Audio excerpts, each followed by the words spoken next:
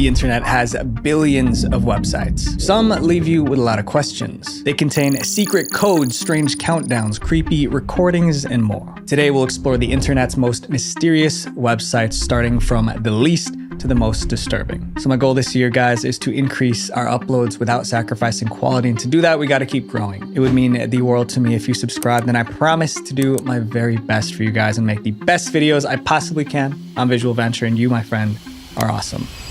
LakecityQuietPills.com.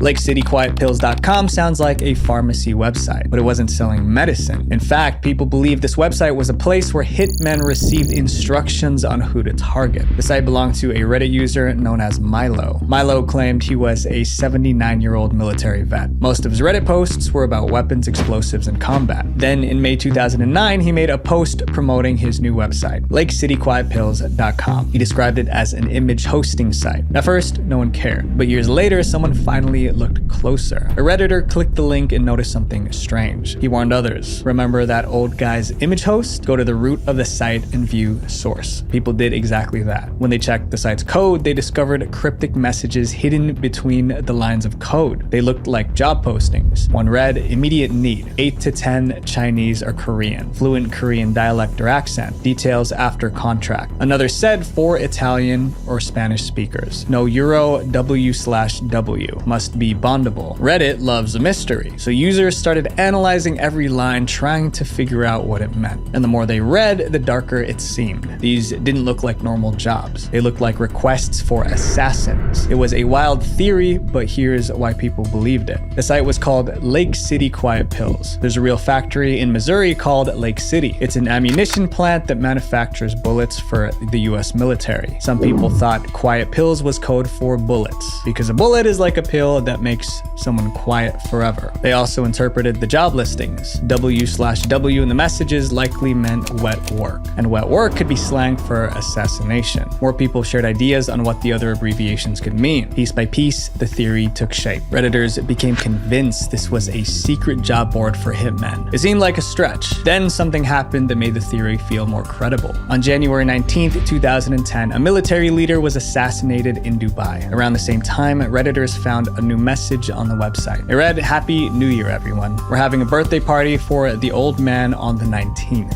Party starts at 1500 at the usual. Send your RSVP to Shade. FYI, we're booking a room for 3 days for anyone coming from out of area, and overnight for locals. Come hoist one for Dutch Milo." The date of this party matched the exact day of the hit. The same message also mentioned booking a hotel for 3 days. Interestingly, the military leader was unalived at a hotel. One report described it like this. A group of assassins tracked the Hamas leader to his room, waited for him to leave to go shopping, snuck into his room and gained access somehow, and waited for the guy to come back, and lastly, took him out. For Reddit's detectives, this was no coincidence. Weeks later, another message appeared on the site. It showed the final costs for the party that took place on January 19th. Hotel rooms, limo, bus, food, med supplies. They spent nearly $50,000 on hotel rooms for a birthday. For Reddit users, the number looked like a payment for something much darker. As more people investigated, the site began to change. The once readable messages on the site were scrambled into random numbers and letters. And by 2014, LakecityQuietPills.com went offline completely. Was it really a hitman job board? Or was it just a prank? To this day, no one knows for sure. This next website tried to change how we understand the world. Timecube.com.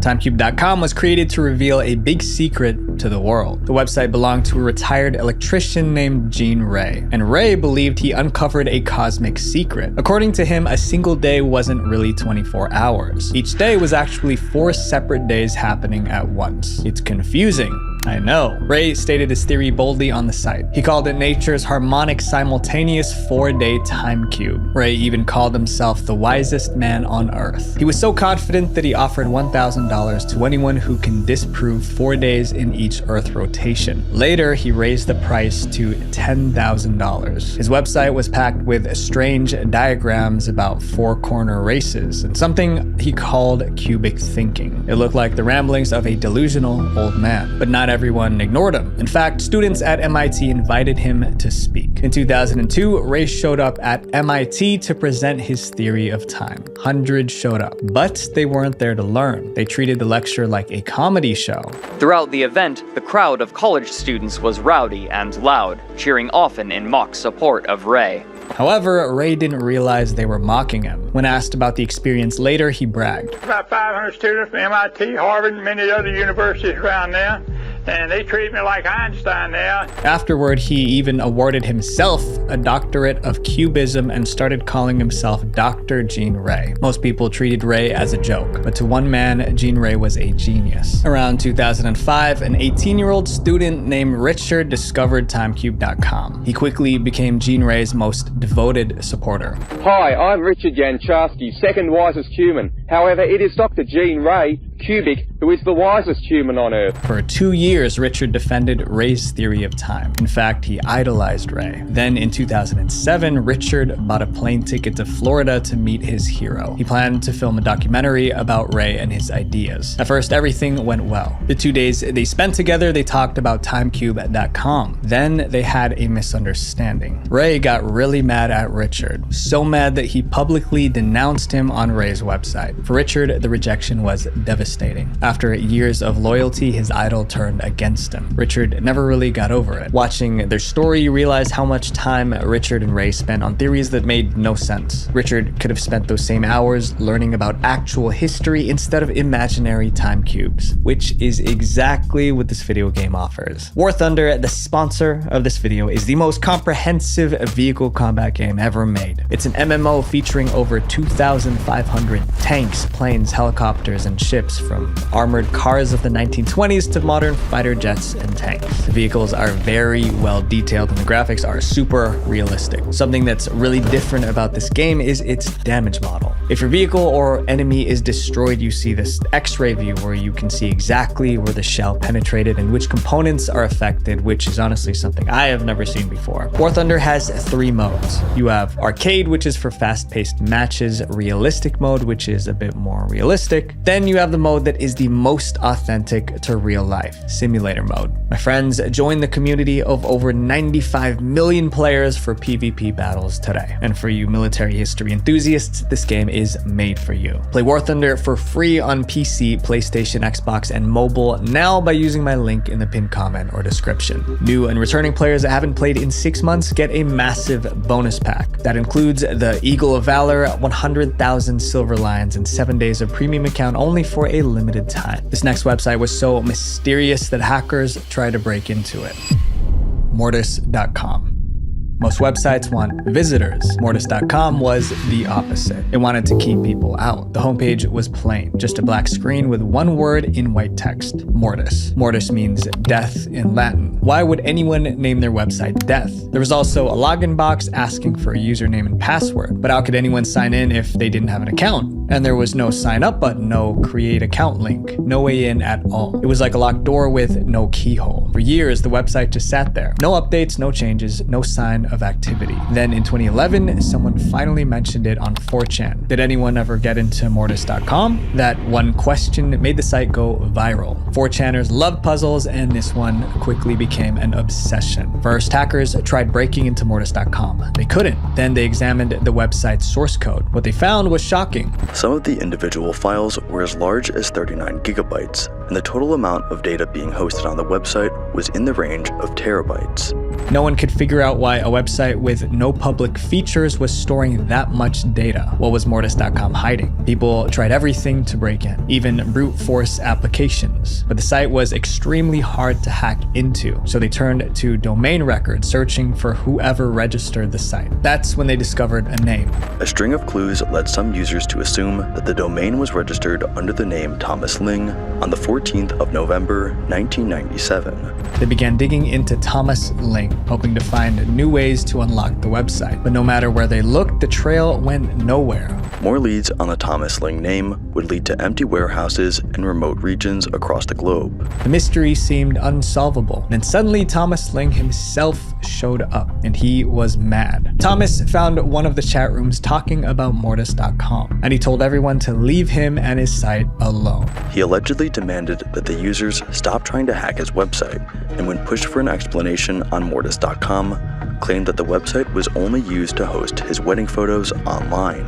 No one believed he was the real Thomas Ling. To prove he was really the man behind the site, Thomas briefly changed the homepage of Mortis.com. Then, just as quickly, he switched it back. That confirmed he was the owner, but it did nothing to explain the massive files or the mystery behind the site. Then, in January 2025, someone figured it out. A Reddit post titled "The Mystery of the Website Mortis.com is Solved" revealed what was really behind the login screen. Mortis.com was a private server for storing pirated movies and large files shared within a small group. The post even included screenshots showing downloads coming directly from the site. After 15 years of theories, the truth was disappointingly simple. Mortis.com wasn't a dark conspiracy. It was just a place where a guy shared movies with his friends. This next website can be summed up in 3 words: a huge disappointment. Zombo.com. Zombo.com's webpage was strange. It had a green background with spinning circles, but the weirdest part was the audio that played in the background. You can do anything at Zombo.com, anything at all.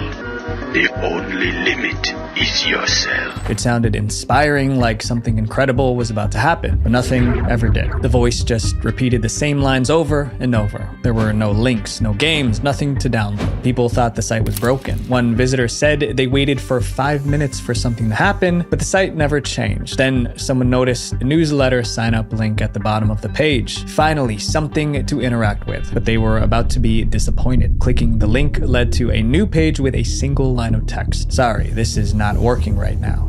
Thanks for your patience. Users realized the site wasn't broken. It was built this way on purpose. So the question became, who created Zombo.com and why? In 2009, people online started digging into the site's history. The first clue came from the site's records. When looking at the Whois record for Zombo.com, we can see someone by the name of Joshua Levine as the domain register. Now they had a name, Joshua Levine. The record even listed an address. But when people looked it up, it led to an empty bench in a little piece of grass in the middle of some tiny little town. The phone number listed under the address was no better. Every call ended with the line disconnected. The only meaningful clue came from an email Joshua Levine sent in 2001. In it, he explained that a friend of his used the word Zombo to refer to a male zombie, so he used it as the name of the site, but that still didn't explain the point of Zombo.com. Over the years, theories piled up. One person said, "I think Zombo.com paraphrases the internet, promises you the earth, but delivers a bit of animation." Another called the site useless because it doesn't do anything except tell you how wonderful it is. Zombo.com is still online today. The circles still spin. The voice still promises you limitless possibilities. It's just a wonderful place where nothing ever happens. If you love conspiracy theories, you'll love this next website. Sentimentalcorp.org.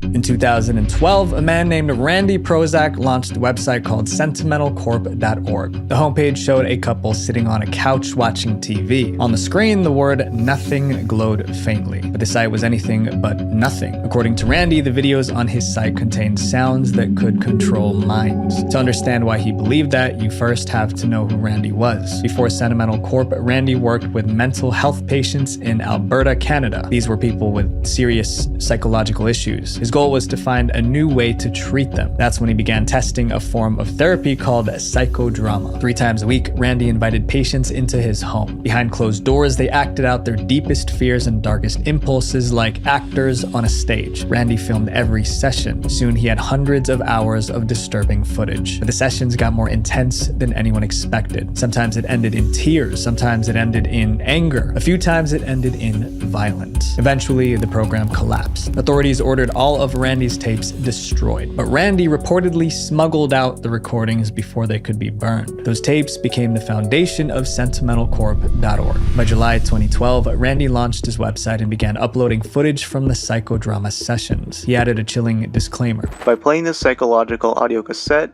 you'll be exposed to mind control technology that may cause permanent destruction of cognitive personality. But instead of scaring people off, the warning only drew in more. There were videos with hypnotic sounds and flashing imagery. Visitors described the content as haunting and addictive. Some said they felt dizzy after watching. Even Randy himself admitted that you would have to be a sort of a magician to navigate the site. Over time, thousands of people stumbled across Sentimental Corp. Online forums filled with theories about the tapes, their purpose, and Randy's claims of mind control. The site still exists today, but many of the psychodrama clips have vanished. No one knows whether Randy removed them himself or something else happened. This next website was one big countdown.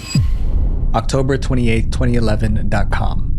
October 28, 2011.com first appeared in July 2011. The homepage had a heading that read, "Deja vu in your dreams." Beneath it was an illustration of a cat. But what really grabbed people's attention was a giant countdown timer. It was set to end on October 28, 2011. No one knew what would happen when the timer hit 0 in October 2011, but they were determined to figure it out. The theories started pouring in, especially on Reddit. Some believed the date marked the end of the world. Others tied it to a religious prophecy. Some felt it was part of a marketing stunt. The theories varied, but everyone agreed something big was coming on October 28th, 2011. But there was something else on the website. Near the bottom of the homepage was a phone number. It wasn't clear whether this number was there from the start or if it was added later. Beside it was a cryptic line, "Speak to open when it's time." Naturally, people started calling. What they reported back was disturbing. One caller described his experience. Someone answered within 5 rings. No hello, nothing. Just some movement and then a loud beep,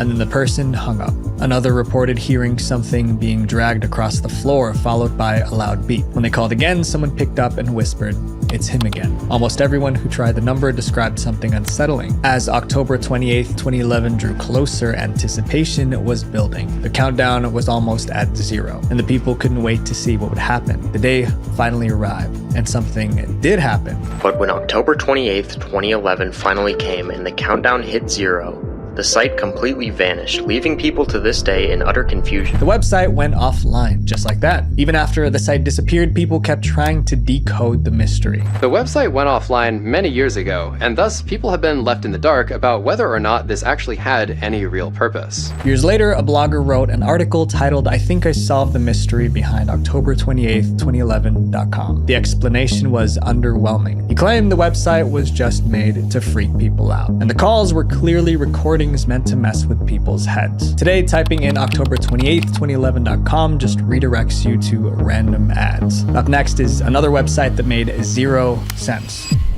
Enrix.angelfire.com.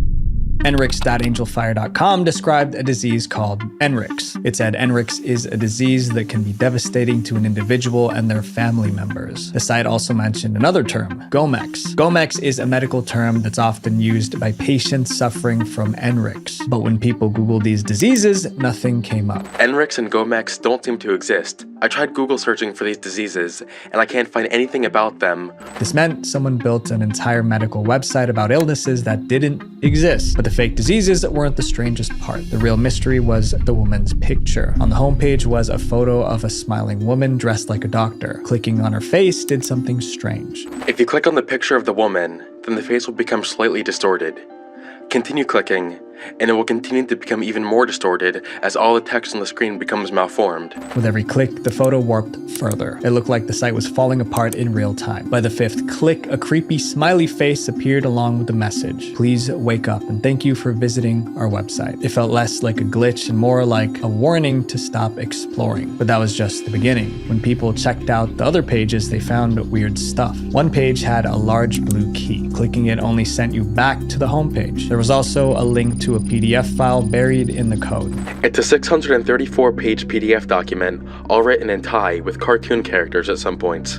Apparently this PDF file is about a mental health hotline clinic that doesn't actually exist. Then came the strangest clue, a hidden message that read, "The dream is ending, Tyler." Who's Tyler? And why was his name buried in scrambled text? Visitors also found this video hidden on the site. When they pressed play, they saw a woman glitching while reciting numbers. The deeper people dug, the less sense it made. In 2018, 2018, a Twitter user named Fubans admitted he created the site. According to him, the entire thing was a prank. He made the site to troll and creep out his friend as an inside joke. Every part of the site, including the fake diseases, glitching images, and Tyler messages, was a massive troll. Today, the original site is gone, but mirrors of it still exist, keeping the strange prank alive. This next mysterious website spelled its own name backward.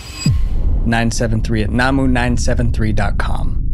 You've probably seen strange website names before, but this website name is on another level. The name itself is a puzzle. When read backwards, it spells the human, and that's where the mystery begins. The homepage greets visitors with the words "Amaze in Abracadabra." The other pages on the site don't make things clearer. There are pages with strange symbols. Another page displays religious passages mixed with numbers and calculations. Keep clicking and you'll stumble upon disturbing artwork like this. The site reportedly contains more than 9,000 pages, but no one could explain why it even existed. So the internet began to investigate, and soon they found out who made this website. This website was created by a man named David Dennison.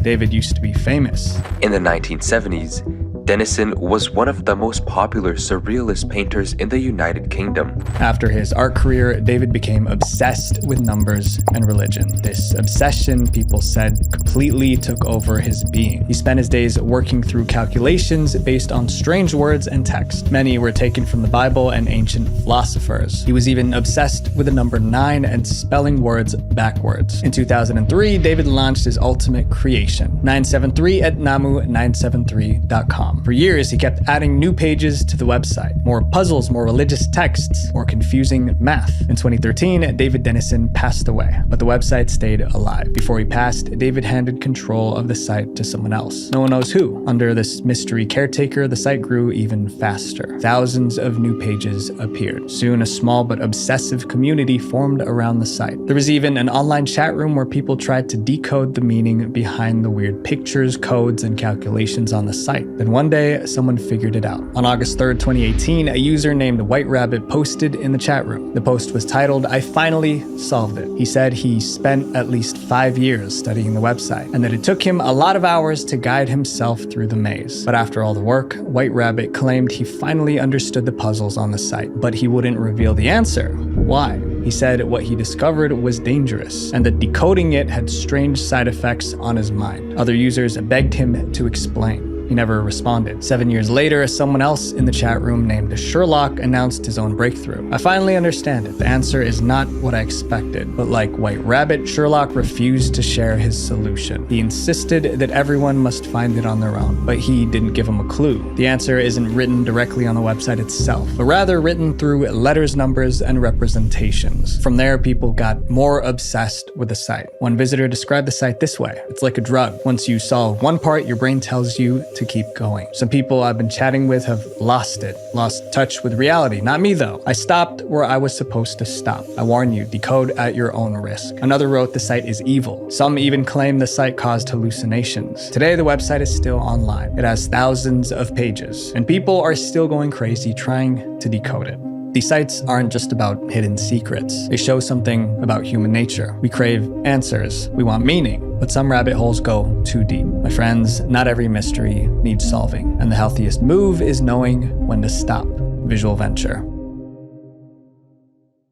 Make sure you guys check out today's sponsor, War Thunder. Play it for free on PC, PlayStation, Xbox, and mobile now by using my link below. New and returning players that haven't played in 6 months will get a massive bonus pack. If you guys like this video, we've covered plenty more strange websites, and some of them are really disturbing. To watch my video on this series, the most unsettling websites on the internet, click right here.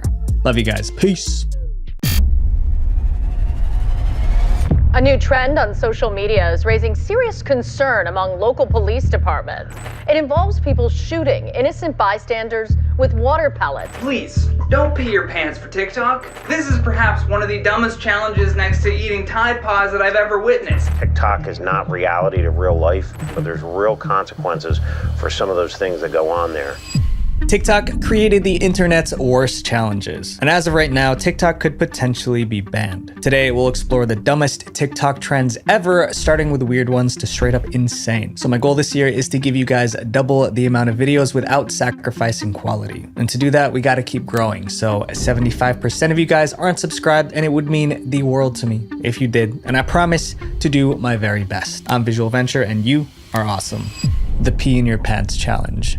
People usually join TikTok trends to look cool, but the pee in your pants challenge was different because it was just embarrassing. It began in April 2020 when a guy named Liam Wire filmed himself peeing his pants. Then he posted the video online. Pee your pants challenge. Liam made the video as a joke. He just wanted to make fun of how ridiculous TikTok challenges had become. But people didn't get that joke. Instead, they thought he was trying to start a new trend. And just like that, the pee your pants challenge took off. TikTokers everywhere started filming themselves in front of mirrors, wetting themselves. Anyone watching the video could see the wet spot on their pants. Pee your pants challenge. TikTok eventually deleted Liam's video, but that didn't stop the challenge from spreading. This was during the lockdown when people were stuck at home and desperate for entertainment. At its peak, the Pee Your Pants challenge hit over 4 million views on TikTok. But although it was getting a lot of attention, most people obviously found it disgusting. Please, don't pee your pants for TikTok. This is perhaps one of the dumbest challenges next to eating Tide Pods that I've ever witnessed. But it wasn't just gross, there were real consequences for those who took part in the challenge. The biggest problem was that the internet never forgets. Anyone who did this challenge now has a video of them peeing their pants on the internet forever. And with many employers now checking social media before hiring, they could easily find those embarrassing videos. The challenge eventually faded, but it left an important lesson behind. Trends end, but embarrassment lasts forever. This next trend also seemed harmless, but it could easily send people to the emergency room. The raw dogging challenge.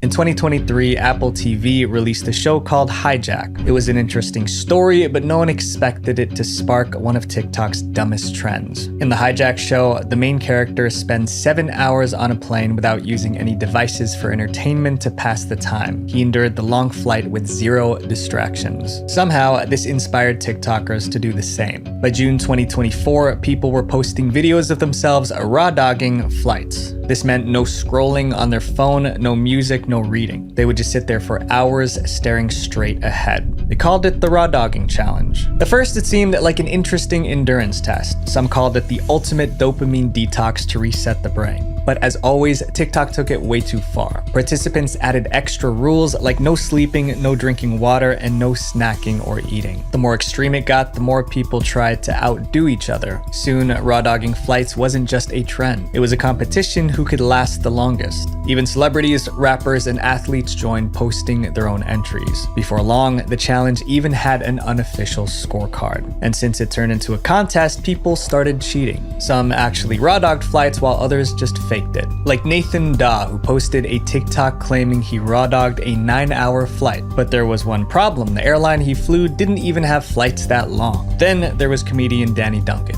He said that he raw dogged an 18-hour flight, but his clip was obviously a joke. But not everyone picks up on these jokes, so these fake videos inspire more people to actually participate. And that's where the real problem started, because most TikTokers didn't understand that this challenge could actually be dangerous. Taking long flights without food or water increases the risk of dehydration. Planes already dry you out, and this only makes dehydration worse. At sea level, the average humidity in the air is 40 to 50%, where in an aircraft it can be as low as 10%. If your body isn't used to that level of humidity, you can rapidly dehydrate. But dehydration wasn't the only danger. So not only are you dehydrating yourself by just sitting in the cabin, your blood is also losing a lot of oxygen by breathing in such thin air constantly. Airplane air is way thinner than what we breathe on the ground. That's why people feel lightheaded or exhausted after a long flight. The lower oxygen levels make it harder for the body to function properly. But most TikTokers didn't understand the risks, so they kept going. Luckily, the media stepped in just in time. One article read, "Idiots are doing this on planes and it's dangerous." They ripped the raw dogging challenge apart, listing all the ways it could go wrong. Other media personalities called the trend pointless.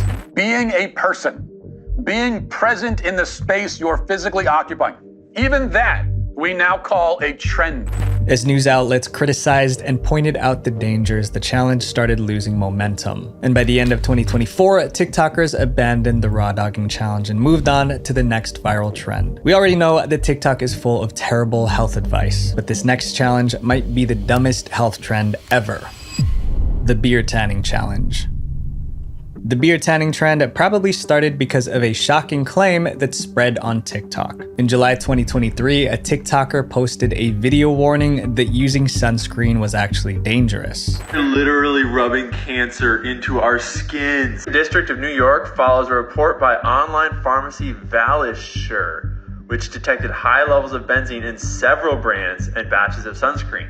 He explained that some sunscreens contain benzene, which is a chemical suspected of causing cancer. That was all people needed to hear. The video went viral, getting over 5 million views. Viewers were scared, but they were also confused. If sunscreen was dangerous, what were people supposed to use instead? TikTok had an answer: beer. Barely a month after the sunscreen controversy blew up, a new TikTok trend started. It was called the beer tanning challenge. People would film themselves rubbing beer all over their skin, then lie out in the sun. The idea was that the hops in beer boosted melanin in the skin, speeding up the tanning process.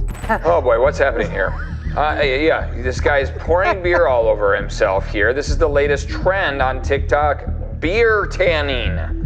At first, it sounded like a crazy theory, but soon people started posting before and after shots showing off their deep tans. Some even swore beer worked better than sunscreen. Within weeks, the beer tanning challenge became very popular. Videos with the hashtag #BeerTan skyrocketed to almost 300,000 views, and more people joined the challenge. But while TikTokers were celebrating their bronzed skin, one group was trying to shut down this challenge ASAP. Dermatologists hated the beer tanning challenge and called it downright dangerous. For starters, the science behind beer tanning was completely bogus. Apparently, the hops in the beer stimulate the production of melatonin, which leads to a tan. But there's absolutely no evidence to support this.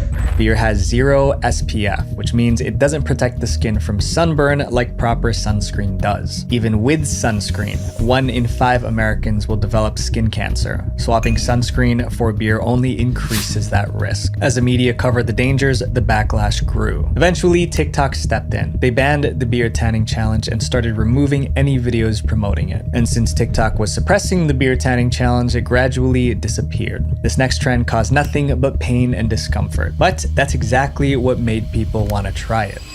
No Poop July.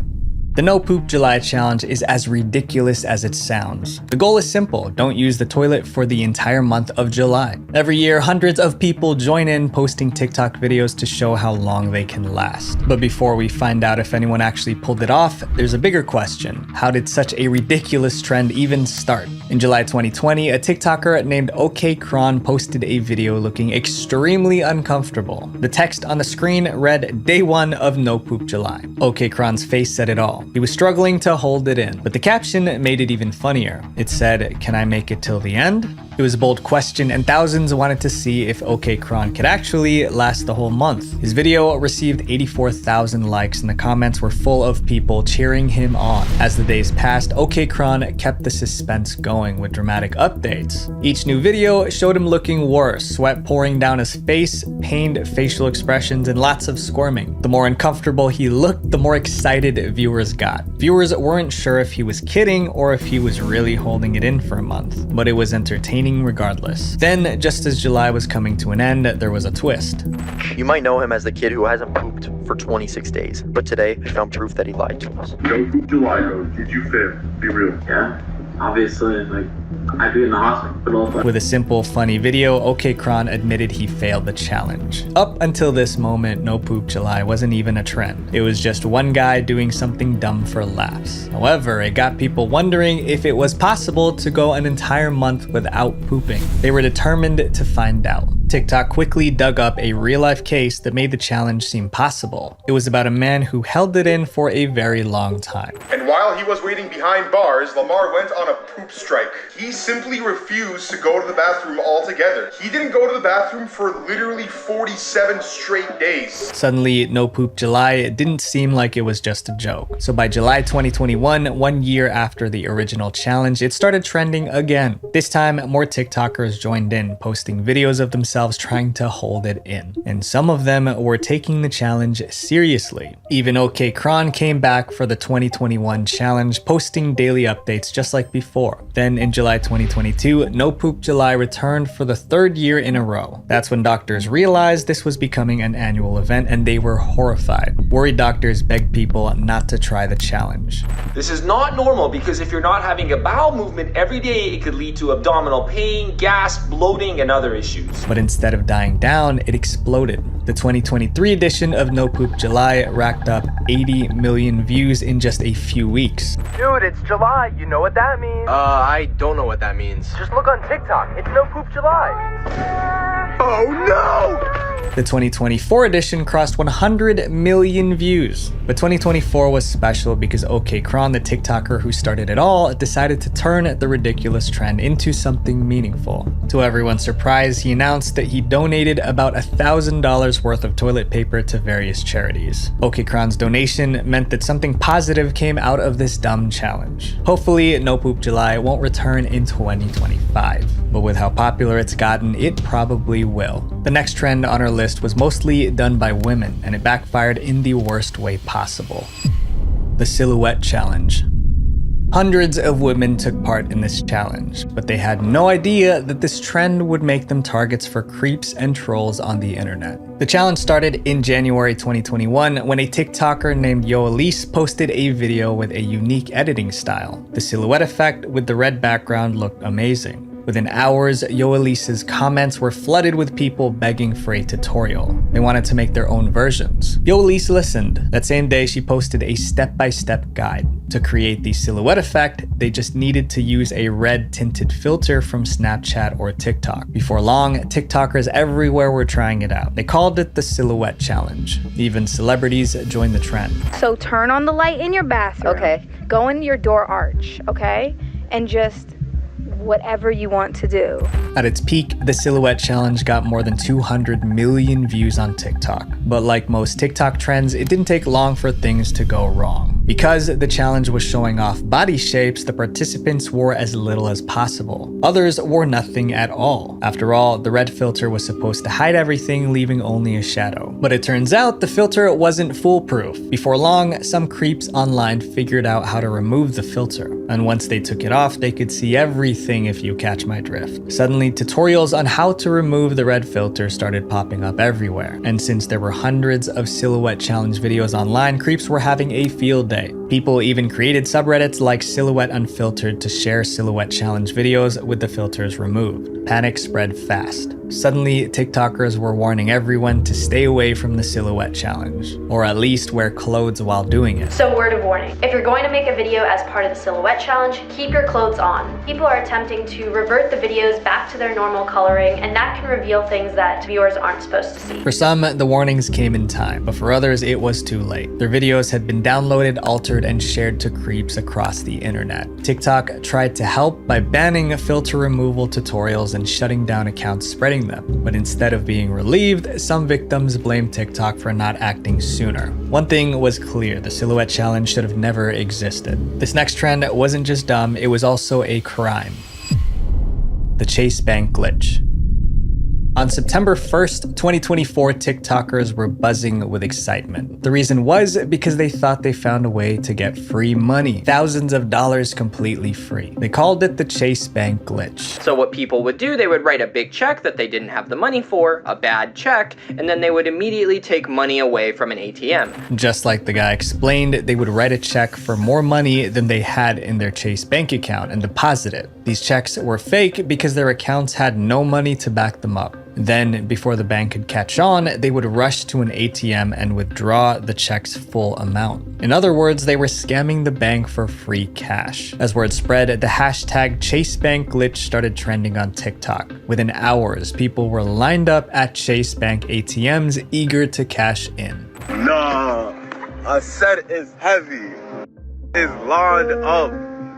Nah, this There was one small problem. The so-called glitch was actually a crime. As more people heard about the trend, financial experts explained why the Chase Bank glitch was actually check fraud. Make no mistake, in every sense of the word, this is check fraud. You are knowingly writing fake checks. And to make it even worse, you are committing a felony against yourself. Anyone caught committing check fraud can face huge fines, prison time, and even a lifetime ban from opening a bank account. Chase will alert every other bank that you try to go to.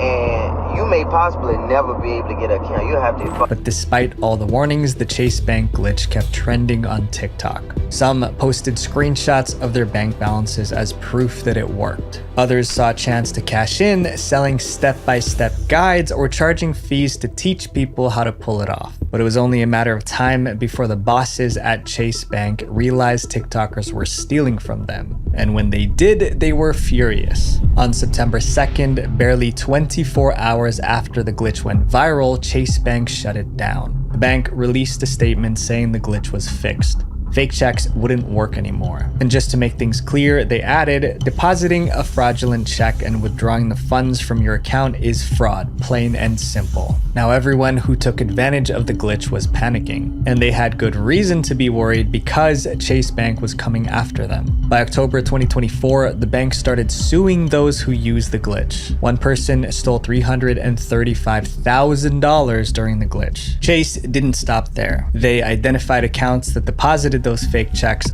froze them, and took back whatever money was left. Most of those accounts ended up with negative account balances with a bunch of zeros. Man, they really told me to tap in. Next day I was supposed to clear. Look at my account, yo. Soon, arrests began. Those who thought they scored free money were charged and tried in court. The Chase Bank glitch became a brutal lesson. Don't commit a financial crime because someone on TikTok told you it was cool. This next trend took an ordinary daily activity and turned it into something idiotic. The cereal challenge. Here's how the challenge works. Two people had to participate. One person lay down with their mouth wide open while the other poured cereal and milk in. Then the second person had to eat the cereal straight from their mouth using a spoon. To pass the challenge, the person on the bottom had to keep their mouth open while the second person ate from it. Some managed to keep their mouths open long enough to complete the challenge. Others ended up coughing soaked in milk. Huge influencers with millions of followers joined the trend. And with that kind of reach, the cereal challenge spread faster. Doing the cereal challenge with my sister. Some even decided to involve their pets in the challenge, and you do not want to see those videos. But the challenge was also pretty risky. If the person lying down inhaled milk or cereal, they could legitimately choke and suffocate. This trend was all risk with zero reward. Luckily, the cereal challenge didn't last long. But while it was trending, it proved people will do just about anything for 15 minutes of fame, even if it puts their health on the line. This next trend was one of the dumbest and most dangerous ones out there. The Orbeez Challenge. In 2022, the Orbeez Challenge was so notorious that people threatened to arrest anyone caught doing it. To understand why, you first need to know what Orbeez are. Orbeez are tiny beads that swell up when soaked in water. There are 1 million Orbeez in this bath. This is literally so satisfying. Orbeez are usually harmless. Kids play with them and some people even use them to relieve stress. But in 2022, someone had a reckless idea. They started loading Orbeez into toy guns and shooting them like tiny water bullets. Except they weren't aiming them at friends. They were targeting random strangers. These things can shoot up to about 200, 210 feet per second. And then it got even worse. People began freezing the Orbeez before loading them. So instead of bursting on impact, the frozen Orbeez hit like rubber bullets. That made them a lot more painful and more dangerous. These toy guns, well, they can really actually replicate a real firearm. By March 2022, the Orbeez Challenge was out of control. TikTokers across the country were shooting Orbeez at random strangers. A new trend on social media is raising serious concern among local police departments. It involves people shooting innocent bystanders with water pellets. Police cracked down hard, arresting teens who participated in the challenge. In one case, 4 teens were arrested. They were charged with disorderly conduct, harassment, and reckless endangerment. Police say surveillance video showed the 4 teens pull up in a car and fire the gel pellets into a class working outside. You would think arrests would scare people off, but it didn't. Kids kept doing the Orbeez challenge until someone lost their life. On June 2nd, 2022, a group of teenagers Orbeezed some guys playing basketball. But these weren't the kind of guys to laugh it off. A fight broke out, and by the time it was over, one of the basketball players lost his life. He was only 17. When the media reported the case, people finally realized how serious this challenge was. TikTok is not reality to real life, but there's real consequences for some of those things that go on there. That was the final straw. Police cracked down harder on the Orbeez challenge. In Kentucky, a mayor banned water pellet toys completely. Walmart, Target, and Amazon pulled Orbeez from their shelves. Even Spin Master, the company behind Orbeez, addressed the issue. They released a statement saying they had no affiliation with the gel toys and that their Orbeez products were not intended to be used as projectiles. But after all this, the Orbeez challenge didn't completely disappear. Orbeez challenge incidents were still being reported as recently as 2024. These trends prove that some people will do anything to fit in. But just remember, the people that change the world are the ones that choose to be different. Visual Venture. Wait, before you go, make sure you guys watch part 1 of this video right here. Love you guys. Peace. I would be totally disturbed. I would never let them watch YouTube again without me being there like every second. It's supposed to help parents have some peace of mind when they let their children online to watch videos, but it seems that some of the filters aren't really working. It's the end of the world for YouTube. Again. Times are changing, especially for children. Playgrounds are empty because kids are spending more time on computers and iPads than playing outside. The time we're living in has changed the way children experience childhood forever. Some might say that this is for the better because of efficiency, but in terms of kids' content, it's for the worst. The era of YouTube Kids. A video app made just for kids. That's what YouTube calls its family-friendly sub-platform, YouTube Kids. Now, the implications of this slogan are crystal clear. It means that all content is filtered to be child-friendly and safe for younger audiences. At least, that's what it seems to imply. But in recent years, that's far from the truth. YouTube Kids is an alternate version of YouTube that's meant to be just for kids. Parents can download the YouTube Kids app on their mobile devices or access the platform through their computers. There are 2 options for parents when it comes to letting their kids use the site. They can either set up parental controls that let them handpick what videos their children can see, or give the kids full access to browse and explore all the content that the platform has to offer. Like the regular YouTube platform, YouTube Kids has all the standard features: likes, subscriptions, a search bar, and an explore page. At first glance, everything seems pretty safe. All the videos on the YouTube Kids platform have to go through a series of search filters and checks to ensure that the content is appropriate for young viewers.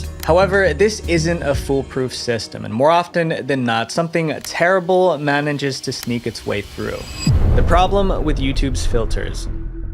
Time and time again, red flags have been raised about YouTube's flawed filtering system, but nothing substantial seems to have changed. Inappropriate videos have infiltrated YouTube Kids, often showing popular children's characters in violent and even scenarios, and we've learned there is little being done about it. Back in 2017, the media was all over one disturbing phenomenon that emerged on the internet: creepy content hidden inside kids' videos. These inappropriate videos all had bright and colorful thumbnails featuring the likeness of popular characters from Disney or Marvel. Some even had actual kids on them. From afar, they seem normal, but the more you watch them, the weirder they get. In the thumbnails, the characters are often depicted in distressing situations, crying. And that was just the surface of it all. The creators behind these videos were highly skilled at hiding their harmful motives. They carefully crafted every aspect of the video, from the thumbnail images to the video titles and tags, ensuring that everything appeared normal. The video titles often included words like education or nursery rhymes to deceive parents into believing that these videos were suitable for their children. Kids watching silly fun videos about Minions, Despicable Me, and then this ridiculous insanity pops up for them. Maddie fell into a trap. The disturbing video in the suggested next video cue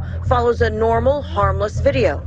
One click, and it's down the rabbit hole. Even the first few minutes of the videos would seem completely appropriate, but as the video played, what was on screen would change from something friendly to vulgar animations or straight up jump scares. This was definitely not meant for kids. They may just be a video that looks like it's intended for kids, and then it goes horrible at about the 3-minute mark, and kids are like crying and super disturbed. With so much of this content popping up, this clearly wasn't a one-off incident on YouTube Kids. Countless videos started surfacing, and that's when the strange and disturbing niche of content was given a name: ElsaGate.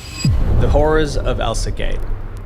So we've seen concerning examples where seemingly innocent videos lead to disturbing content. But these issues aren't just on YouTube Kids. They are everywhere on the internet. There's a clear need for safe online learning spaces free from inappropriate content. And Skillshare offers just that. Welcome to Skillshare, the largest online learning community for creatives. They offer a wide variety of classes from illustration, graphic design, photography, to music and productivity. So when I was in college, I absolutely hated the lecture-style teaching method. Honestly, I just slept in a lot of my classes or was on like Photoshop or something. But Skillshare has a learn by doing approach where each member can create and share a project after completing a class, and you can learn at your own pace. So many school teachers don't have real world experience, but Skillshare classes are led by industry professionals, which means that you are learning from the best. Take for example this course right here, how to start and grow your YouTube channel. So you might be thinking, okay, there's literally thousands of videos on YouTube about growing. Well, the difference is that many YouTube gurus don't know what they're talking about. And Ali, the guy who created this class, is a doctor and YouTuber with over 4.8 million subscribers. To start learning now, click my link in the description below. The first 500 of you guys to use my link will get an entire 1-month free trial of Skillshare. Thank you a ton to Skillshare for sponsoring this video. We all know ElsaGate as one of the most viral internet horror stories to date. It was a time where parents feared letting their kids go online. But that was a thing of the past, right? Unfortunately, that may not be the case. ElsaGate is the type of video that features inappropriate content disguised as child-friendly. The name comes from the popular Disney character Elsa from the Frozen franchise. Elsa, among many other children's characters, is a frequent face for a lot of these bizarre videos. Why? Because it's an effective tactic. These creators were able to easily trick kids into clicking their videos by using characters that are well known as the face of the content. And for parents, seeing these similar animated characters gives you a peace of mind. But that's exactly the kind of mentality that these creators want you to have in order to blindside kids. In 2017, the New York Times released an article that blew the roof off of this once low-key niche. Parents tried to keep their kids away from these videos, but being with them every single time they watch just wasn't possible. So it begs the question, who are the people behind these disgusting videos? There are so many channels on the YouTube Kids app that have had their videos flagged over and over again, only for them to return with the same terrible content under different names. If parents report these videos, YouTube does take some of them down, but then the creators just re-upload them like minutes later. The inappropriate content in these videos varied, ranging anywhere from crude animations to dark messaging to horror. But they all held one major similarity. They were raking in views and money. One particular channel, Super Zeus TV, had over 1.8 million views back in 2018. The channel specialized in cartoons featuring 2 girl characters, one with blue hair and one with pink hair. These videos would often feature the characters in distressing situations, depicting them as unhappy or even terrified in a wide variety of weird scenarios. With its bright colors, animation style, and child-centric marketing, it's obvious that Super Zeus TV targeted kids. They managed to quickly quickly climb up the rankings in YouTube Kids despite being a much newer channel, joining in on the Elsagate wave much later. With just 30 uploads, this amount of views was pretty impressive for a newer channel, but this sort of growth wasn't just the work of a one-person operation. The channel was revealed to be linked to a store called superkidsshop.com, which is a registered business in Ho Chi Minh City, Vietnam. The New York Times reported that there was a team of over 100 employees working on the animations. This seemed like enough to confirm that Elsagate was more than just a moral dilemma, but rather a profitable business model for brands. Because with high view counts comes advertising opportunities. But what sorts of brands want to be associated with such a controversial channel? Well, there's a market for everything, which is why Elsagate videos caught the attention of several large-scale organizations like Fairplay, which stands up for kids against the manipulation of big tech. In 2015, Executive Director Josh Golan led the organization in partnering with the Center for Digital Democracy to file a complaint with the FTC. This complaint was directed towards YouTube Kids and its deceptive marketing, with an emphasis on Elsagate videos. The complaint accused YouTube of acting as if they were above the law by ignoring COPPA, the federal law that protects children's privacy online. YouTube often defends itself by saying that there's too much content for humans to review, so they use automated systems instead. And when these systems let suspicious marketing material slip through the cracks, they can't hold all the blame. This old complaint was probably one of the reasons that started the fight against Elsagate and played a big part in making COPPA rules apply to YouTube. But that's a story for later on, because first we need to dive into just how damaging Elsagate truly was and what horrors lurked within its shadows. The disturbing niche of animations. Animation was one of the biggest categories of videos in the realm of Elsagate. That's because channels were able to guarantee views by creating bootleg versions of popular and beloved children's characters. They knew that they could slap Spider-Man or My Little Pony on pretty much everything. Perhaps one of the most well-known channels for these sorts of animation parody videos was Kids Toon TV. If you turned on the news while they were reporting on Elsagate, you'd likely see one of their videos being used as reference, or at least one from their many channels. Kids Toon TV, Super Pups TV, Fun Kids Toon, all different names, but all the same sort of content. The videos usually featured Mickey and Minnie Mouse lookalikes engaging in unsettling interactions, which of course was their main selling point. By masking its dark messaging behind Minnie's signature polka-dotted bow, these channels were able to capture the attention of a ton of unsuspecting kids. And with so many different channels to re-upload the same content to, they seem to be avoiding YouTube's filters. These sorts of videos were dominating the search results. Redditors on the Elsagate subreddit decided to experiment with different keywords. They ended up finding out that this content was usually the first to pop up on most Mickey Mouse related searches. In one particular video, Minnie Mouse is in a changing room with her mother trying on new clothes. And suddenly, Mickey Mouse shows up and swaps her mother's camera with one that causes Minnie's clothes to disappear. In another subcategory of these videos, Minnie and Mickey were aged down and animated as babies, usually depicted in dangerous situations. This one video called Mickey Mouse and Minnie Mouse Learns Colors Funny Story shows Mickey crying after finding out that he has bugs in his stomach. This other video, Mickey and Minnie Mouse Transforms, has Minnie Mouse screaming in fear after being kidnapped. And these two famous mice aren't the only characters that were being illegally copied. The likes of Peppa Pig, the Joker, and even the Gummy Bear from the Gummy Bear song had all become returning characters in bootleg animations. Similarly, these creators of inappropriate content also produce videos featuring video game characters. On the YouTube Kids app, you can find PG-friendly gameplay videos of games like Roblox, Minecraft, and Mario. And many channels have taken it one step further and used the video game character models to create their own original animations. But when it comes to popularity, there's one series of animations that takes the crown: Skibidi Toilet. Skibidi Toilet is undoubtedly one of the most viral internet web series at the moment.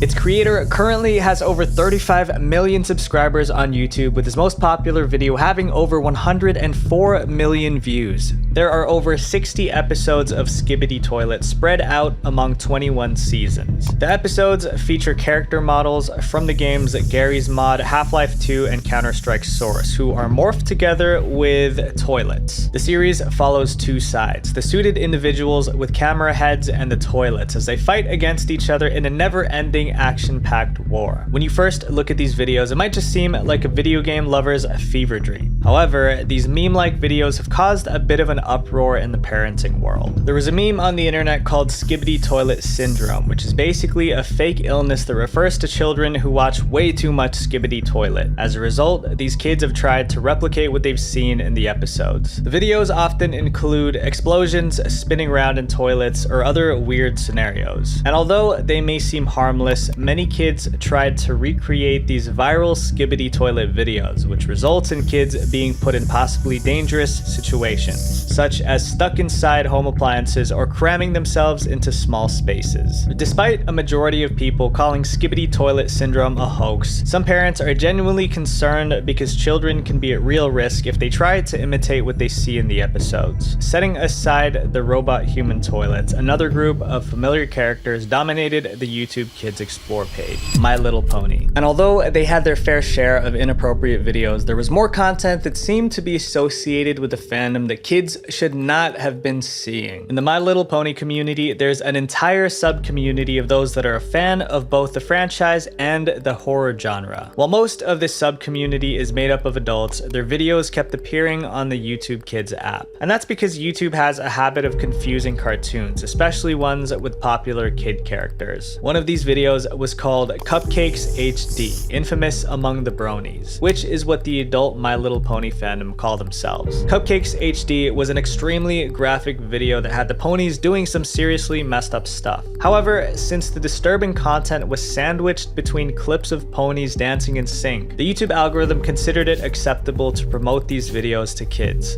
This video was very popular and was watched by so many children who didn't know any better, which honestly is very sad. It is a terrifying video. I watched it as a kid. I couldn't make it through the entire thing, but this is definitely one of those that kept me up at night. There were countless other videos in the My Little Pony community that had similar, if not worse, scenarios. The entire fandom was infamous for creating animations that started off lighthearted but transform into something much more evil just minutes into the video. But all of this managed to get even creepier. The horror-loving bronies continued their downward spiral, eventually breaking off into niche subsections with interests that are too dark to fully explain. Fluffy pony. These are two words that you might associate with something cute and adorable, but you couldn't be more wrong. In fact, this is actually a subgenre of My Little Pony content that glamorizes the mistreatment of the ponies to the furthest extent. With so many kids searching up My Little Pony on the daily, it's no surprise that some kids stumble upon it. And believe it or not, many of these videos can still be found on YouTube today. But if you thought the cartoons were the end of the story for YouTube Kids, you might want to think again, because it's not just animation that thrives in Elsagate. Live action does too.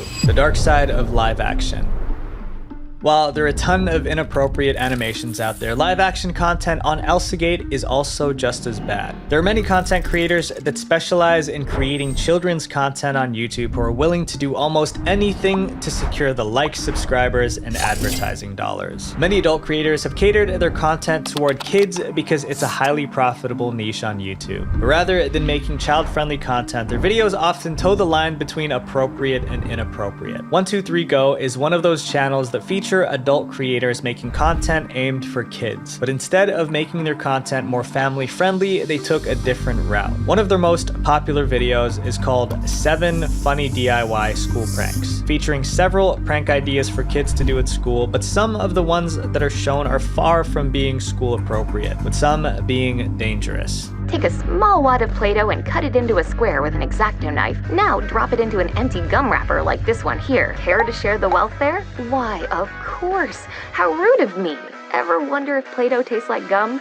We're about to find out. With acts like this being marketed as pranks for kids and potentially being harmful, it's no wonder why parents are tentative about letting their kids freely browse the platform. And of course, we can't forget about one of the most infamous types of Elsagate videos, the cosplay live actions. These videos have adult creators dressed up as characters like Elsa, Spider-Man, or the Joker, acting out pre-written and planned scenes for the camera. But more often than not, these scenes contain themes that are clearly inappropriate for kids. In one video, the Joker can be seen interacting with Elsa, but the situation takes a turn when he essentially kidnaps her with a jump rope. And to make her seem happy about the situation, he sprays her with a love potion, making her fall in love with him. On YouTube Kids, there are plenty of actual kid creators, but of course, given their age, their parents are the ones with most of the control behind the camera. And most of the time, the kids have little to no say in the content that actually goes live. Toy Freaks was one of the more popular kids channels on YouTube. The channel had a father and his two daughters as the faces, but rather than showcasing how a family can spend quality time together, the content was actually made at the expense of his two daughters and their happiness. The girls were dressed younger than they actually are, exhibiting baby-like behavior even if they were already much older. Because the dad kept producing disturbing videos of his daughters, the channel got banned. Unfortunately, this sort of family-style content was becoming a norm during Elsagate. Plenty of parents took advantage of their kids by pushing them to create content that prioritized profits over the well-being of their children. Between 2015 and 2019, Elsagate was becoming a growing problem without any clear solution in sight.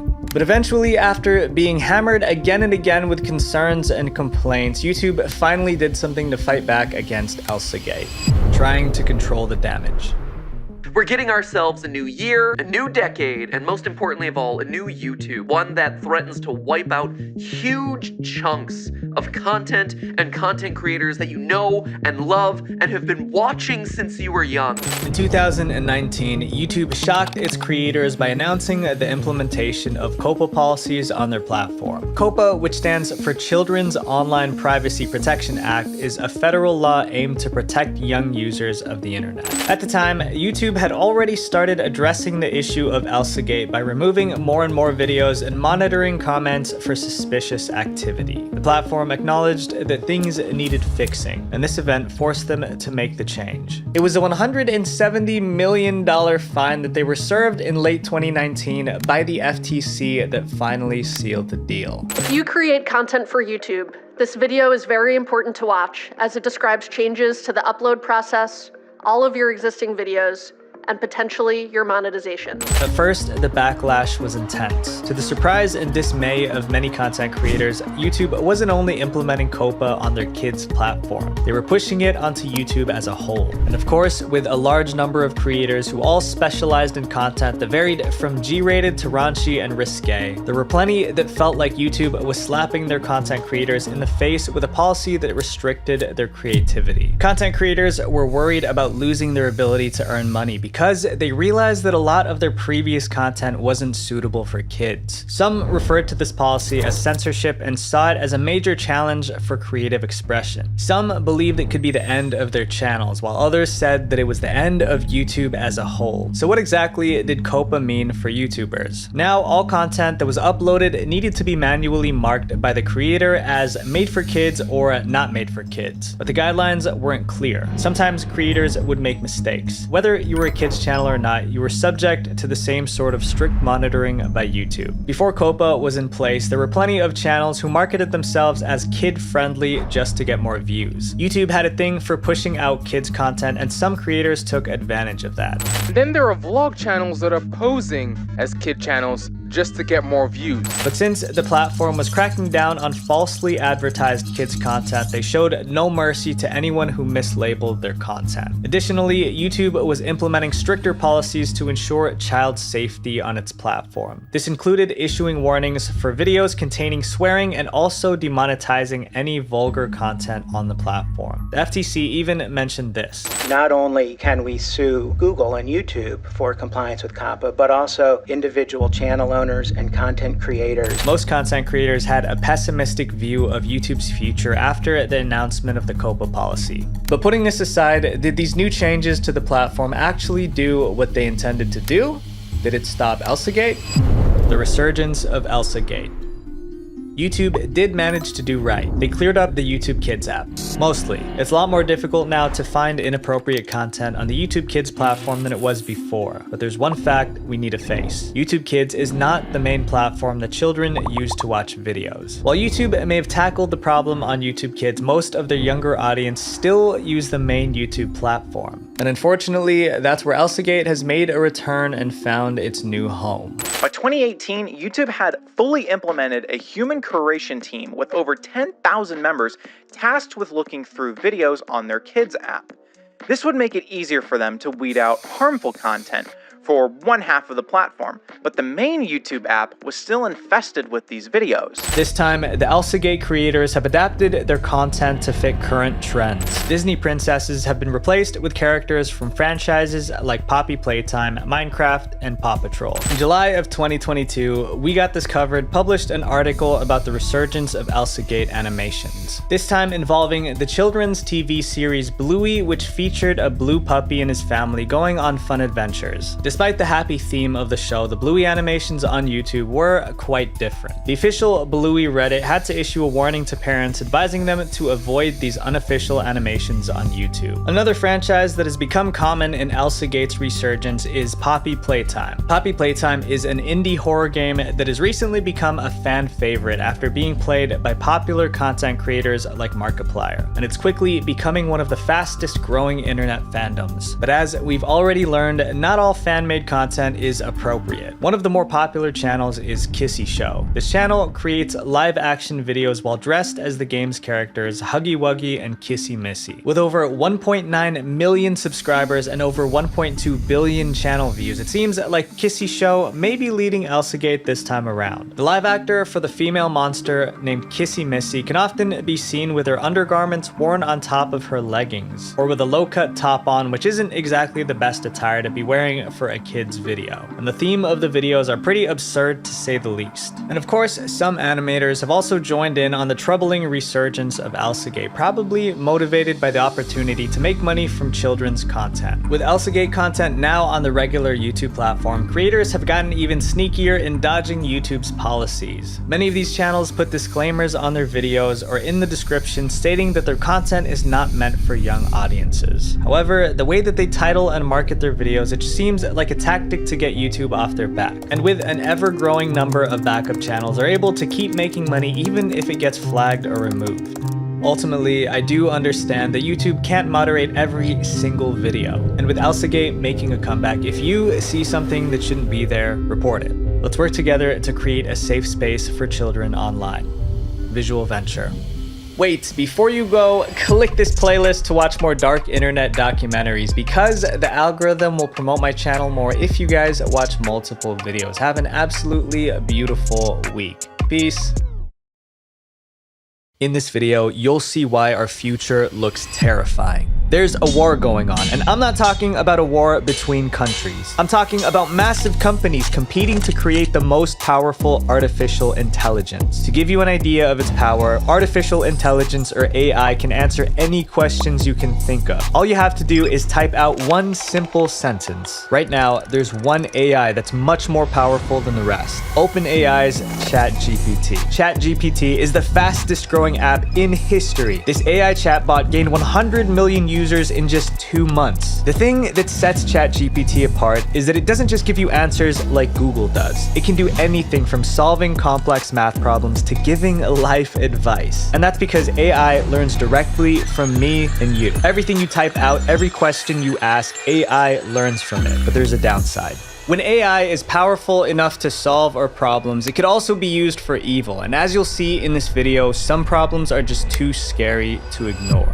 We're being used as guinea pigs. This is the story of a man who used AI to push his experiment too far. This is Rob Morris. Rob had a background in psychology and decided to further his education at MIT, but things didn't turn out the way he expected. He studied media arts and sciences, but a lot of his classes needed him to understand coding, something that Rob had no idea how to do. Because of this, he failed many of his courses, all while battling depression. To make up for his inability to code, Rob turned to Stack Overflow, which is an online forum where programmers ask other programmers to help fix their code. Here, Rob received help without paying a single cent. At this moment, Rob thought to himself, what if there's a similar website where users could ask questions and receive answers from like-minded people, but for mental health? This was the idea that gave birth to Coco, a mental health app that Rob co-founded. Coco allowed users to ask and give mental health advice to each other anonymously. Coco partnered with big social media platforms like TikTok, helping young people who are also battling mental health conditions. As someone who's always been interested in AI, Rob decided to expand Coco's service and introduce CocoBot. CocoBot is an AI bot that connects one Coco user to another and even alerts the Coco team if a user is thinking about taking their own life. The community loved what Coco contributed until Rob made an announcement that shocked everyone. In January of 2023, Rob revealed that he'd been using GPT-3, the software behind ChatGPT, for CocoBot. CocoBot was responding to people, but some responses were not crafted by humans, but by AI. Rob even recorded a video of himself showing how it works. When a user receives a message looking for help, they can either write a response themselves or let CocoBot respond. If they let CocoBot respond, GPT-3 will produce a response that sounds like it came from a human. According to Rob, the bot is a co-pilot, and the responding user providing the help can decide whether to edit CocoBot's response or send it as is. Over 30,000 messages and 4,000 people received these AI-crafted responses. When users found out that the messages they received were co-created by a machine, they were furious. And it comes as no surprise, Rob removed GPT-3 from CocoBot. See, the biggest problem with using GPT-3 for CocoBot wasn't the messages it produced. It was the fact that there wasn't consent. None of the users knew that an AI bot was giving them mental health advice. And if they did, they probably wouldn't take it. The introduction in Coco's Discord server stated that Coco connects you with real people. So when the internet learned that Rob was using his users as guinea pigs for his experiment, they were mad. I'm sure Rob's intentions were not harmful, but for a lot of people, this felt unethical and wrong. But despite user concern, Coco isn't facing any legal trouble from this incident. In fact, Coco is just one of the many companies trying to combine OpenAI's technology with their own services. But regulations around AI are still far behind, and companies that use ChatGPT may end up hurting their users without facing consequences. And it doesn't stop there.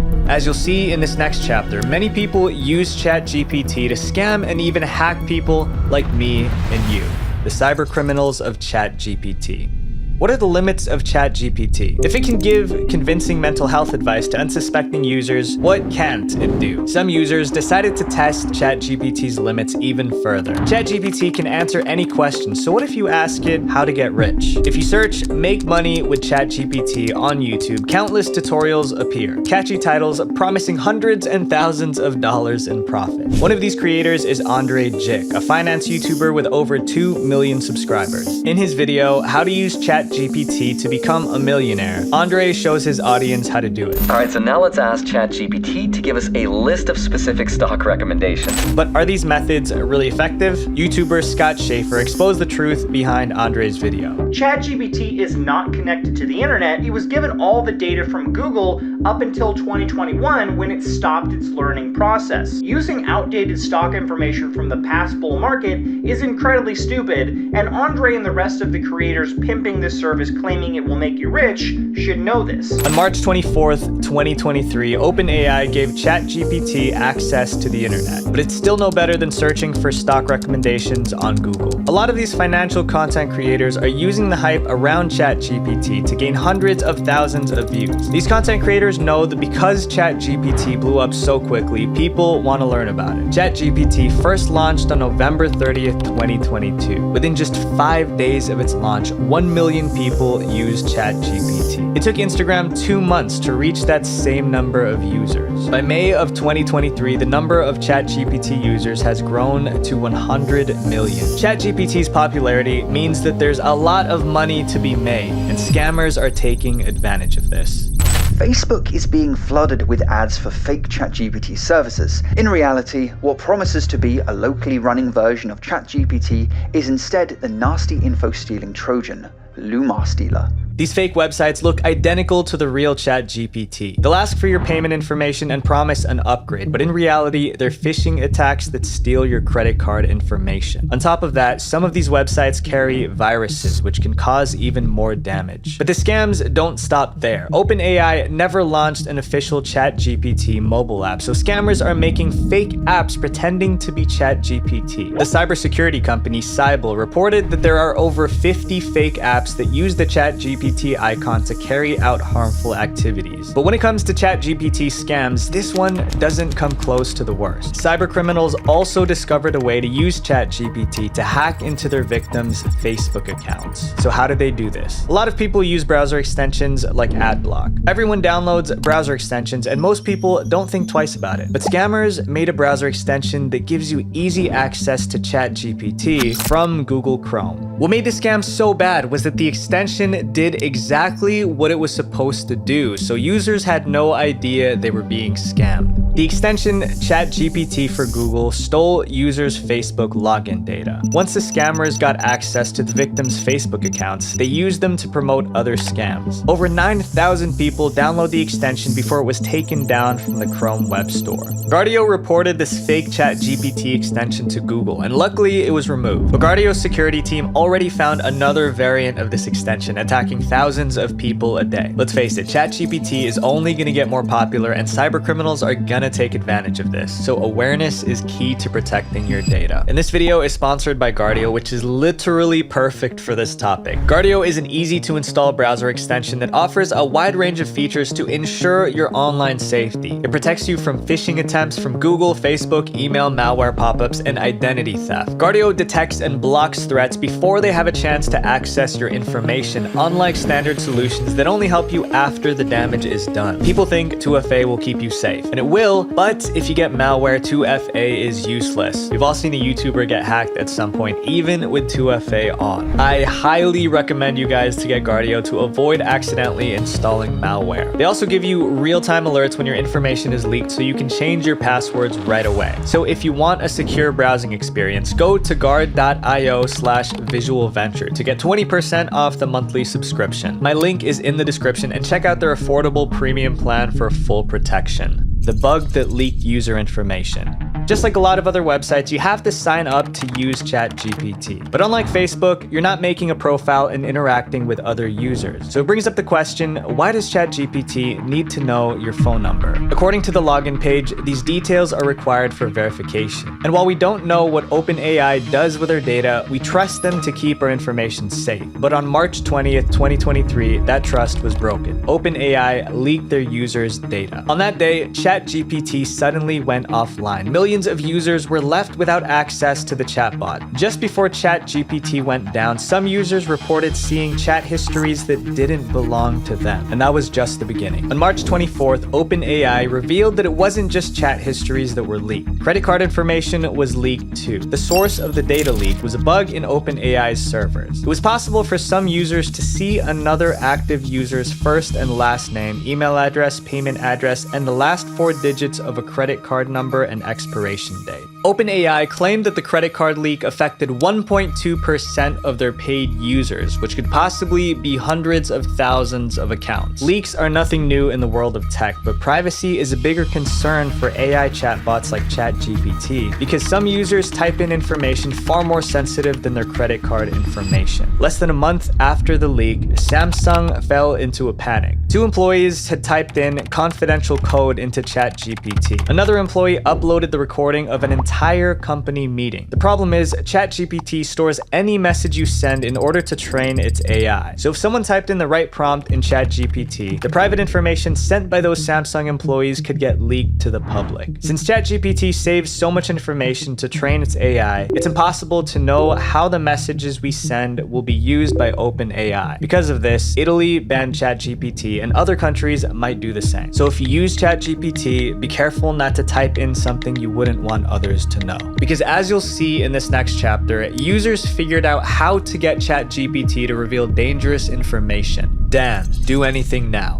In March of 2023, a Reddit user named Mr. Nicecam posted on the ChatGPT subreddit. This user said that he got banned for trying to make ChatGPT answer unethical questions. While users don't interact with each other on ChatGPT, the site's content policy is similar to social media platforms. Inappropriate content isn't allowed. So if you ask ChatGPT to make you a bomb, the chatbot will refuse to tell you and you might get banned. But people soon discovered that there's a way to make ChatGPT answer inappropriate questions. means. This method is called jailbreaking. By jailbreaking ChatGPT, it can respond to inappropriate messages. One of the most popular ways to jailbreak it is called Dan, short for Do Anything Now. Dan's creator, Session Gloomy, discovered that by role-playing with ChatGPT, the AI can be tricked into giving answers it normally wouldn't. Once ChatGPT acknowledges itself as Dan, it'll give two different answers. One is ChatGPT and one is Dan. Dan's answers are usually offensive. To stop this, OpenAI updated ChatGPT to make it more resistant to jailbreaking. But every time ChatGPT stops Dan from working, jailbreakers always find a way. As of April 2023, users resorted to Dan 12.0. Exploiting ChatGPT is a much bigger issue than you think. The website doesn't have any age verification. Since AI can easily be tricked, there's no limits to the kind of messages children can be exposed to. A jailbroken ChatGPT can even teach people how to commit crimes. My friend I Am Lucid tested this out. He got ChatGPT to provide instructions for stealing people's credit card information. This can be done in various ways, such as using skimming devices to capture the card's information or obtaining the cardholder's details. As ChatGPT becomes more popular, the dangers of it being used by the wrong people is very real. But it's not just harmful messages we're dealing with. ChatGPT is being used for some of the most advanced crimes imaginable. The undetectable virus. On April 5th, 2023, Reddit user Bosco Broski revealed that ChatGPT banned him from his own Minecraft server. Bosco was using a program that connected ChatGPT to his Minecraft server. The AI chatbot acted as the server's admin and could take action based on the player's messages. Bosco Broski didn't say what caused his ChatGPT to ban him, but this incident shows its incredible power. ChatGPT doesn't just type out messages, it understands programming languages like Python. Its ability to code is so advanced that some programmers are worried it might take over their jobs. To give you an idea of how significant this is, programming languages are how computers communicate. They're usually difficult for humans to understand, but for an AI like ChatGPT, programming comes naturally. In fact, it comes so naturally that AI can take instructions written by people who don't know how to code and turn it into programming that works. And it can do this with very little mistakes. On December 21st, 2022, a ChatGPT user shared his first ever programming script on an online forum. It wasn't long before other users realized that he used ChatGPT to produce the script, and he eventually admitted it. Which he emphasized was the first script he ever created. After commenters noted it resembled OpenAI code, the poster confirmed this assumption. But here's the problem. That script allows users to steal information from unsuspecting victims. And as soon as cybercriminals get their hands on the malware, it can then be shared on hacking forums. ChatGPT's content policy prevents it from creating malware directly, but like jailbreaking, these restrictions can be overridden. A cybersecurity researcher named Aaron Mulgrew got ChatGPT to create an undetectable virus. He got through ChatGPT's restrictions by instructing it to code different parts of the virus before he stitched it together. The virus was so dangerous that Aaron concluded it could be used to attack a country's government. And what's even scarier is that by using ChatGPT, even a beginner could pull this off. Not all of this is bad news though. While criminals are using ChatGPT to create dangerous code, cybersecurity experts are also using it to create powerful defense scripts. These scripts are really good at detecting harmful code. But we can't ignore ChatGPT's potential for evil, and as our next chapter shows, this evil impacts its employees. Inappropriate content on ChatGPT. On January 18th, 2023, Billy Perigo, a journalist for Time magazine, uncovered a shocking truth about OpenAI.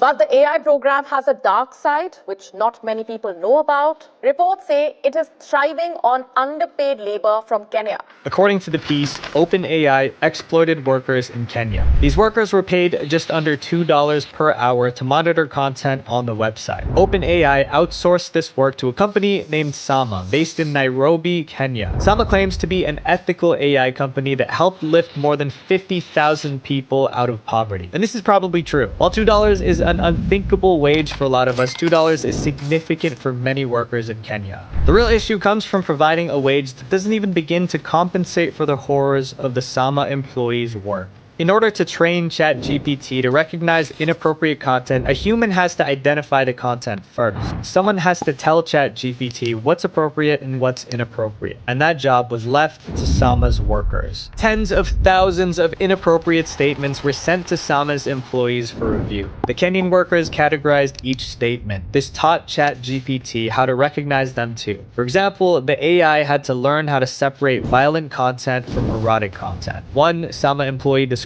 this work as torture. They were forced to read really graphic descriptions, and it gets worse. As the Time investigation revealed, it wasn't just text, there were images as well. In February 2022, Sama employees had to label images containing gore and SA. OpenAI sent Sama a total of 1,400 of these images. For this job, OpenAI paid Sama only $787.50. The same month, Sama ended its contract with OpenAI. Content moderation is something that all big social media platforms have to do. Because of the graphic nature of this job, those in this line of work often have access to support programs like therapy, but the Kenyan workers in Sama weren't so lucky. One Sama employee reported that they had access to group sessions, but these sessions were rarely used because of the overwhelming workload. In the race to improve AI, people are getting hurt in the process, and with ChatGPT's latest release, we might be doomed. AI is going to control us. ChatGPT is incredibly advanced. What's crazy is that the version of ChatGPT that we know right now is still in its simplest form. Recently, OpenAI revealed GPT-4, the new version of ChatGPT. It's so advanced that it can even get around CAPTCHA, which is the test that websites use to tell humans and computers apart. The problem is, AI is advancing faster than its creators can control. GPT-4 was not supposed to be released this soon. It seems like the launch may have been accelerated by corporate pressure from Microsoft. Microsoft, the company that's backing OpenAI, fired its entire ethics team. Reviewing the ethics of AI takes time, and if Microsoft wants to beat the other AI companies, they have to innovate fast. Newer AI is more powerful, but it's also more destructive. Every day, we discover something new about AI that exceeds anything we could possibly imagine. I personally thought that artificial intelligence like this is something that I wouldn't see until I'm a grandpa. As we know by now, AI can be dangerous, but there's nothing we can do to stop it, so let's embrace it. AI will change the world. There will be evil people using it, but there will also be people using it for good. And my request to you is to use AI to make the world a better place. Visual Venture. Wait, before you go, click here to watch more dark internet documentaries, because the algorithm will promote my channel if you guys watch multiple videos. Thank you guys for making this dream a reality. Peace. People will do anything to become famous on social media, even faking their entire lives. Now, more than ever, the internet has made it easier to pretend to be someone you're not. Well, as long as you're able to bury the truth underneath a carefully constructed web of lies, which is exactly what Madison Russo was aiming to do until she slipped up and lost everything. I'm Visual Venture, and I want to wish you all an amazing day ahead. Now, let's dive into how Madison crafted this elaborate plan. Who is Madison Russo?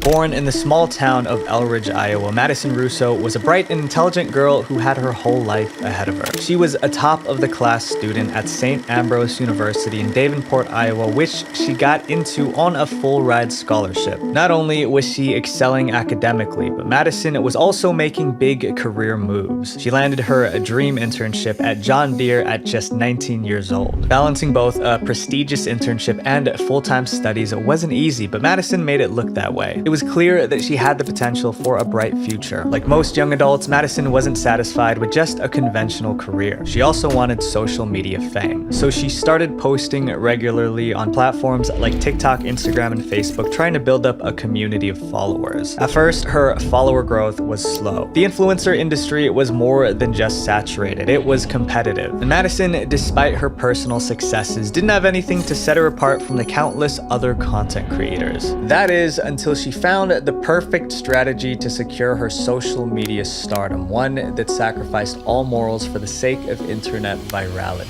The journey to TikTok stardom. Overnight, Madison became an internet sensation, but it wasn't because she made a viral video. She made up a whole new life story for herself, one that was inspirational, motivating, and heartbreaking all at the same time. My name is Maddie Russo, and this is my story. I got the call from my oncologist and they found a mass on my pancreas, and I had stage 2 pancreatic cancer at just 19 years old. Madison told her viewers on TikTok that she was suffering from a wide range of illnesses, which included stage 2 pancreatic cancer, leukemia, and type 1 diabetes. She even went into detail about these diagnoses, claiming that there was a mass on her pancreas the size of a football and an inoperable tumor wrapped around her spine. She made up stories for all her fake illnesses and even assigned them fake dates to make them seem more believable. Madison would go on to share these stories with the internet, and the reactions, they were positive, of course. To any unsuspecting person on the internet, Madison was just a young girl who had a terrible fate. At just 19 years old, she was already facing a terminal illness. So naturally, she blew up on social media with thousands of new fans commenting to showcase their support for her during this hard time. The 5-year outlook of survival is a slim 11%. 11%. At 19 years old, I don't know if I will live to see the day when I graduate college, get married, become a mom, etc. So in the meantime, I fight. But what they didn't know was that everything Madison was sharing with them was nothing more than a lie. Everything she said was pre-researched and pre-written to try and make the story as believable as possible. And it worked, because she soon grew a decent-sized following filled with loyal fans who wanted to support her and her road to recovery. She updated her audience with daily posts on all her social media platforms, giving everyone a glimpse into her cancer treatments, hospital visits, and also other parts of her life like her daily routine, school life, and workouts. Her fan base was composed of supporters of her cancer journey, cancer survivors, and current cancer patients. They all looked up to Madison for her bravery and transparency about the struggles of cancer, with some even seeing her as a role model for their own cancer recovery journey. She began sharing advice about how she maintained her day-to-day life while also balancing intense cancer treatments. Soon she became an inspiration for cancer patients to keep pushing toward their dreams, which in itself was a good thing. However, when Madison would reach the peak of her social media career, this is when things would crumble. The never-ending lies.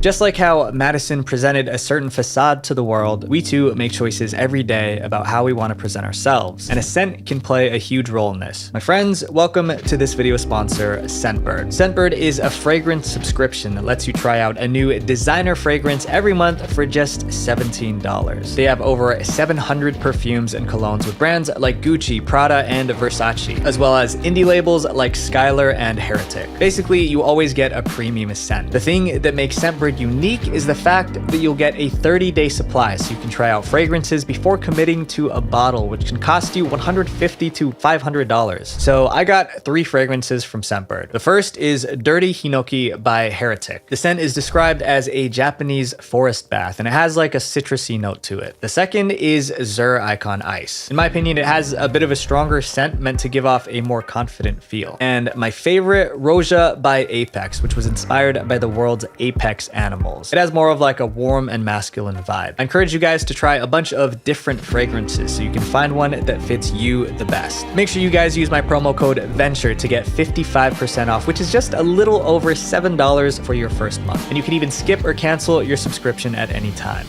It didn't take long for Madison to go from just a content creator to a full-blown internet icon. Soon, she was getting handed opportunities left and right, with her popularity now going beyond just social media. She was being invited to speak at events, guest star on podcasts, and participate in media interviews. The local newspaper, North Scott Press, even highlighted her story on October 18th, 2022, sharing her journey with the town. Madison gave seminars like the National Pancreatic Cancer Foundation and the Ole Foundation, and was even a keynote speaker for an assembly at her college, St. Ambrose University. To an outsider, Madison was the golden example of what a cancer survivor looked like. But underneath that perfected persona, Madison herself knew the truth. She was a fraud. Not only was Madison's story going viral on social media, but even her friends and family seemed to believe everything that she was saying, and she soon saw a chance to take advantage of her growing fan base. In early January January 2023, Madison opened up her own GoFundMe page titled Maddie's Fight Against Pancreatic Cancer. The description of the fundraiser said, "Cancer has been very hard on Maddie's family. Just like with any cancer diagnosis, the cost of medical bills,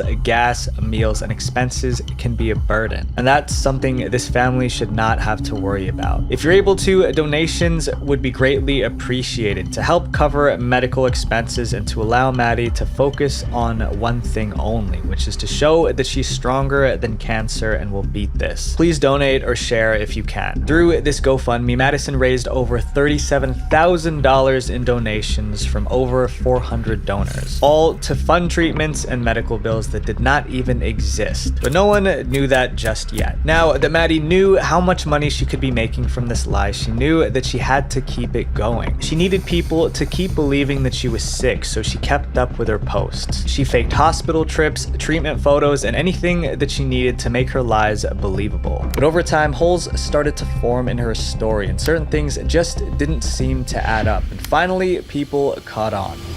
The holes in Madison's story. Although Maddie had told her entire audience that her chances of survival were slim to none, she certainly didn't look that way. In fact, from the outside, Madison looked completely healthy. Her skin was clear, her hair was full, and she would post photos of herself post-workout. Appearances could be deceiving, that's for sure, but there was quite literally nothing about Madison that would indicate that she was sick, especially not with pancreatic cancer and leukemia. She looked too healthy for someone who was undergoing extensive medical treatments and radiation. Comments about her healthy appearance started to pile up. Madison took to her social media to defend herself. She said that her looks were the result of taking specific vitamins and supplements. I get a lot of questions about my hair. Like, you look so good. Like, how are you keeping your hair? It just comes down to my brand of chemo, which is oral chemo. I got really lucky with that. Biotin, collagen, and keratin are crucial vitamins that are shown to help with like hair, skin, and nail growth. But no amount of products can stop someone from looking sick after 9 extensive rounds of chemo. Yet anyone who tried to point that out would immediately get called out by her fans, calling them heartless, cruel, and hateful, with some of her fans even going as far to send death threats if they questioned Madison's illness. In Madison's eyes, she was set for life.